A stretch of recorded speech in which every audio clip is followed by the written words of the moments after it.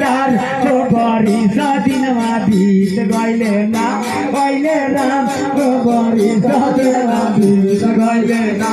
गइले राम गोबरी सदिन बीत गइले ना गइले राम गोबरी सदिन बीत गइले ना गइले राम गोबरी सदिन बीत गइले सासू जी के बेटा है सासू जी के बेटा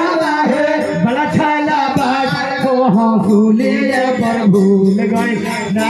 गइले राम को हाँ फूलिए पर भूल गइले ना गइले राम को हाँ फूलिए पर भूल गइले ना गइले राम को हाँ फूलिए पर भूल